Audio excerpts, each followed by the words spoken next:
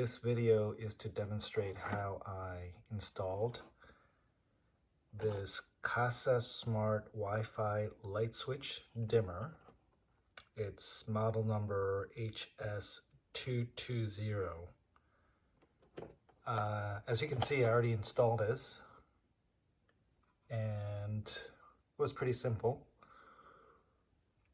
The previous switch was this Lutron dimmer, and basically just following the directions, I was easily able to put these guys in, and they all work.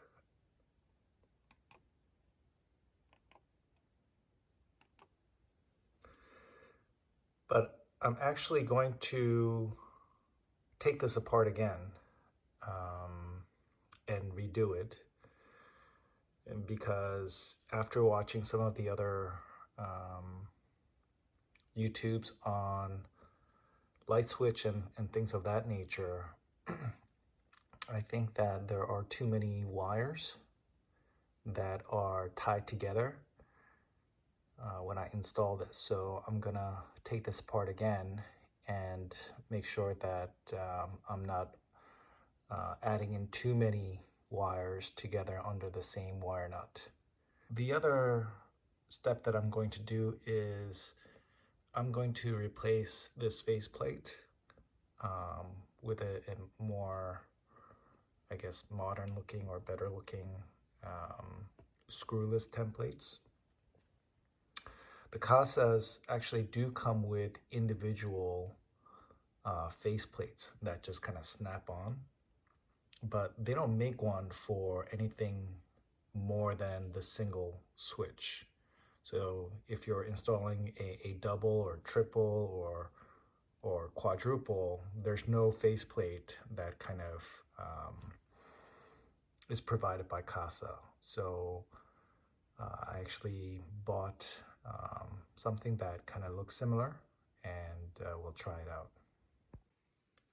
So before we get started, I want to first turn off the circuit breaker that leads to these switches. I have the circuit breaker off, so now I'm just going to remove the faceplates. I removed the first switch, and again, just to double check, I'm using this Klein Tools voltage tester just to double check that it's not hot. So just to demonstrate, I just turned back on the power just to show you that the power line coming into the switch is this black wire here. So before, when I had the power off, this didn't go off, but now that the power's back on, this is going on. So this again is to check whether power is flowing into or not. I'm gonna go turn off the breaker again now. Since I'm taking this apart again, I'll just show you essentially how easy it is to install one of these. Basically, the previous switch had this ground wire, and then it had this terminal and this terminal. The power source came through here, and then this wire essentially goes to the light.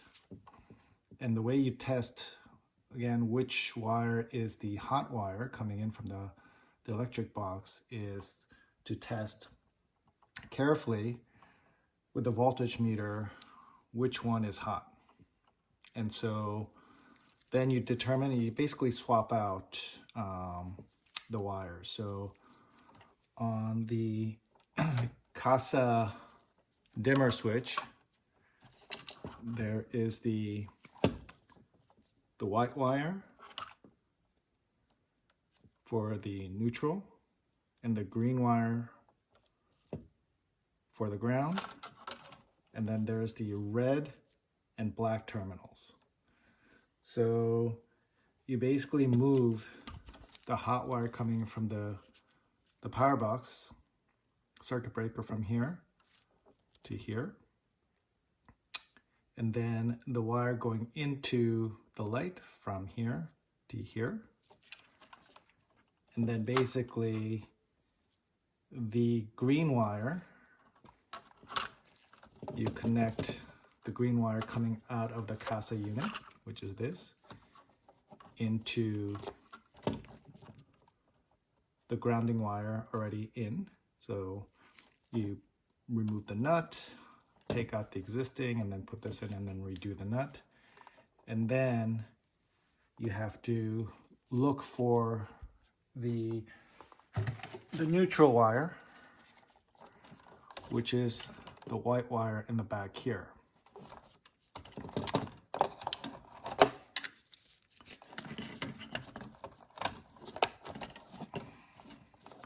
So you'll see like a group of white wires tied together, and that's where the switch needs to go. And I had mentioned earlier that I just didn't feel good about leaving the way this was, because what I noticed before was that there were like four neutral wires already using this nut. And then now that I have 1, 2, 3 neutral wires, new ones, coming in from the switch, that means that I have like 7 wires tied to this wire nut. And I think this is meant to only hold like up to maximum of 4 or 5. So that's why I'm redoing the wiring, so that I don't, I make sure that I don't overdo or include too many wires in this wire nut. This group of black wires is basically a power wire.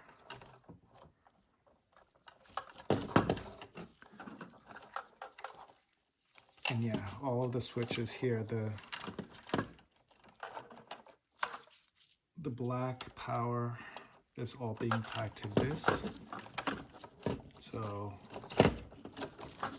this is basically coming in from the circuit breaker.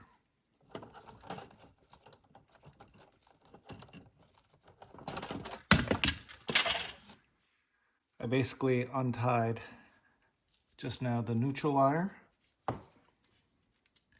the green wire for one of the switch, and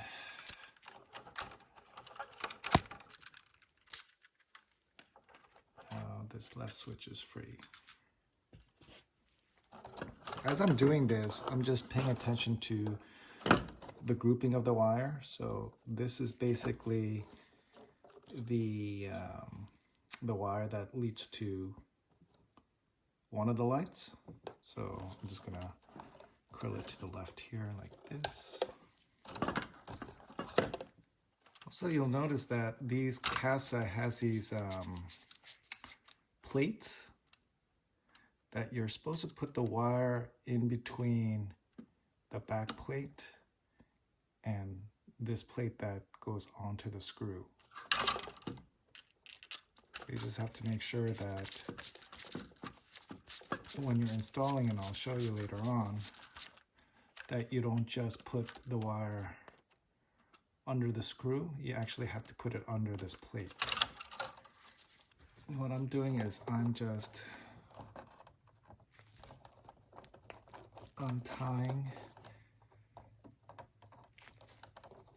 the neutral wires to separate them.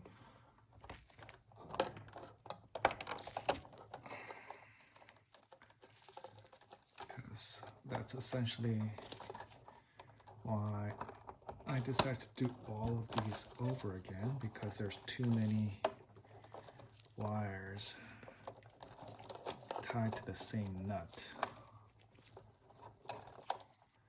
The ground wire coming in from the junction box is tied together with the ground wires for each of the three light switches or lights.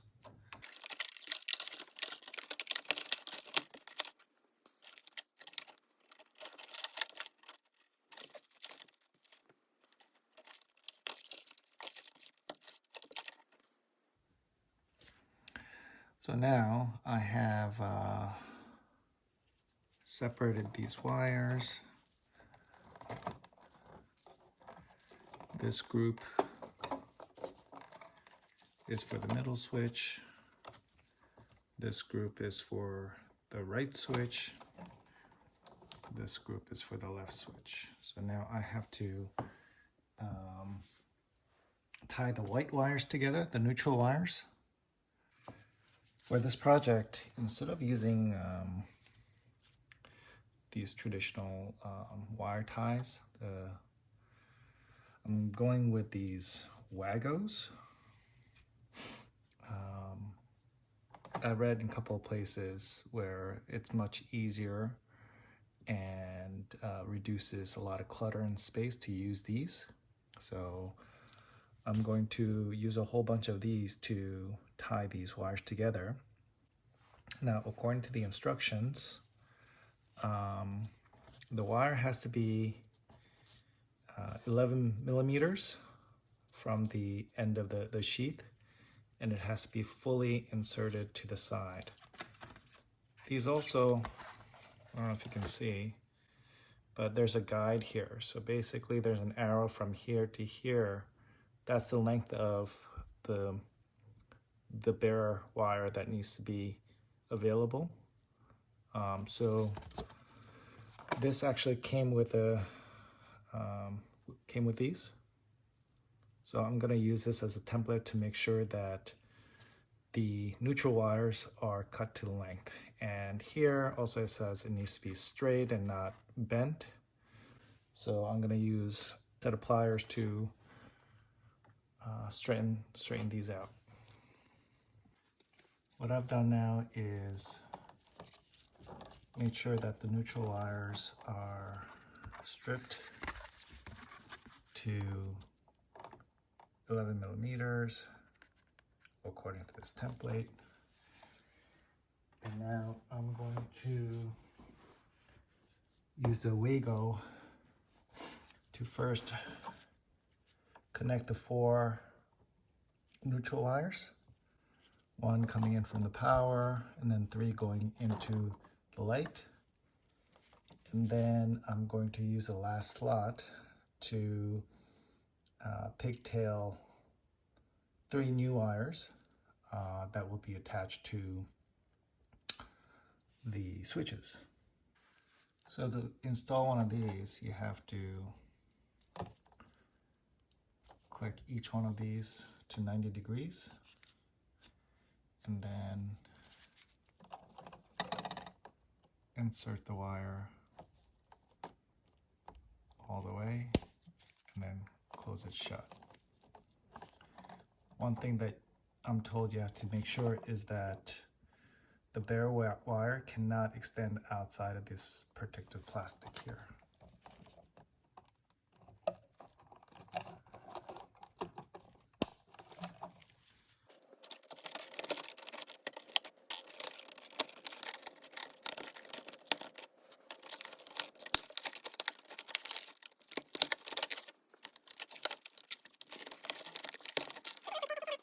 The wires are flat to the back.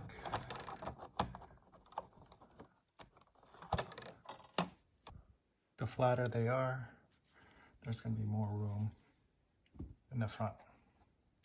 Now what I'm going to do is I took an extra 14 gauge white sheath wires and I'm going to connect it with different lengths. The longer one for the right switch, the mid length for the middle, and then the shortest length for the one closest to this joining WAGO.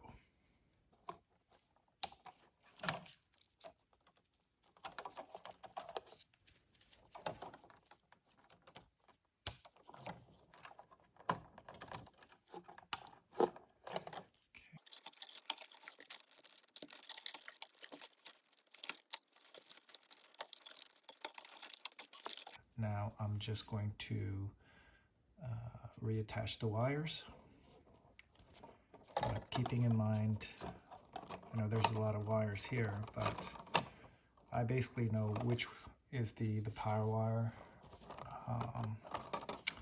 coming in from the power box, the hot wire, and then the wires coming or going to the light. I'm also going to use the WAGO clips to attach the neutral and the ground wires.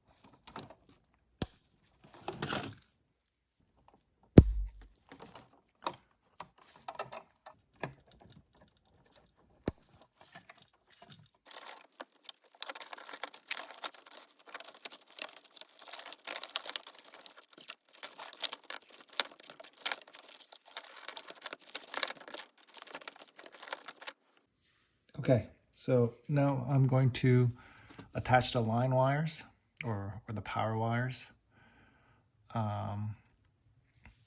And those go to the black.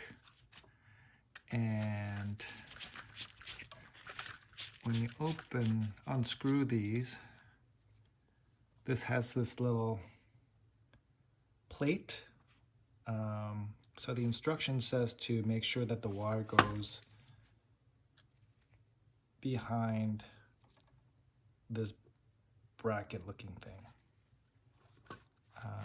So instead of putting the wire directly in between this plate and the screw, the wire actually goes in between the plates and then the screw tightens the plate.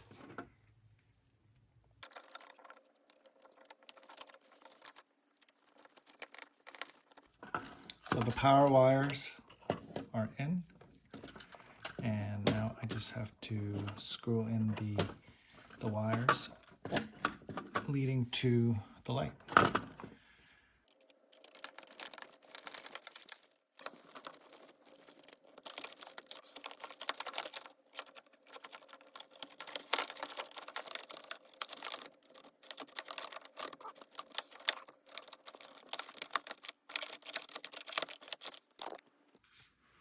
Before I screw the switches back on, I just turned the circuit breaker back on just to make sure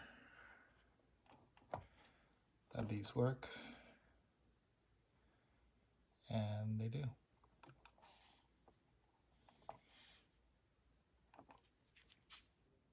The plate, the face plate that I'm going to install this is not this one.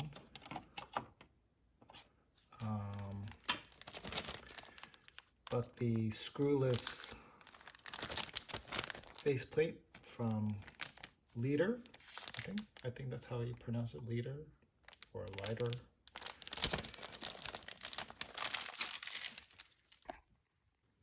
So you're supposed to first detach the faceplate There's a mounting bracket first that you first attach, and it says top. Also has an arrow, so it goes up like this. And what's interesting is that because it already has the holes here, I think it'll be easier to manipulate the insertions. A lot of times when you're putting these in, you have to kind of see if it fits, and then you have to kind of adjust, and then see if it works again. In this case, because you have access directly to the switch screws, I think you can adjust the positioning easier.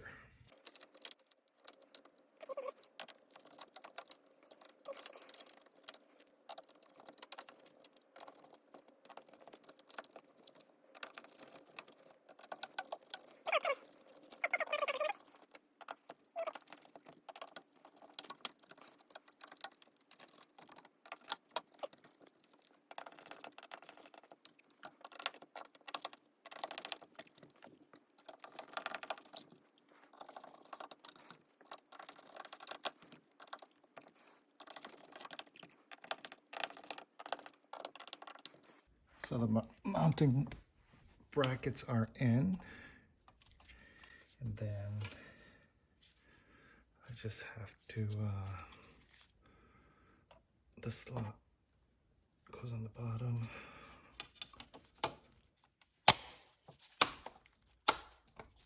There. So it's screwless mounting plate where it doesn't show the holes like this, like the old kind. So this is the faceplate that normally comes with a Kasa Wi-Fi switch or the smart switch, but they don't come with 2 or 3 gang or switch mounting plates. It only has a single one. And so I got this faceplate from Leader. And it looks pretty similar.